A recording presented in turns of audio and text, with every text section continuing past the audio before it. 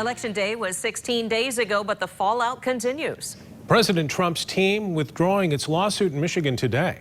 But the president keeps tweeting that he'll win Michigan.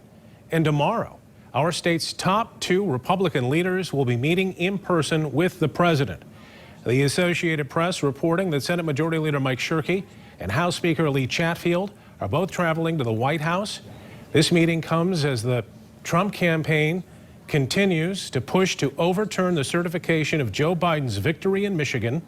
Biden won the state by more than 150,000 votes. Previously, both Shirkey and Chatfield had said that they wouldn't try to overturn Biden's win. But they're headed to the White House tomorrow. And this afternoon, the governor was asked about that planned meeting. Here's what she had to say. I do not know the nature of the conversations that they intend to have with the White House. What I've read is that they are both traveling there tomorrow.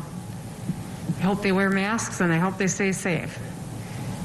All the meetings in the world, though, can't take away from the fact that Joe Biden won Michigan by over 150,000 votes.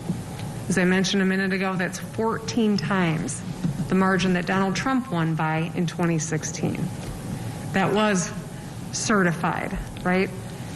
So we will be sending a slate of electors that reflects the will of the people of Michigan at the end of this process.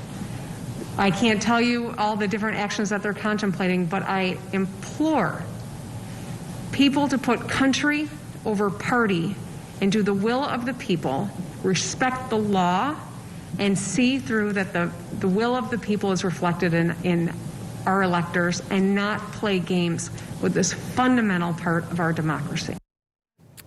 The Trump campaign is focused on what happened in Wayne County. The Board of Canvassers originally voted Tuesday 2-2 not to certify the results. The Republican canvassers then flipped and decided to approve them. One of those Republican canvassers now says the president called her after the meeting. Yesterday, both Republican canvassers signed affidavits saying they wanted to rescind their votes.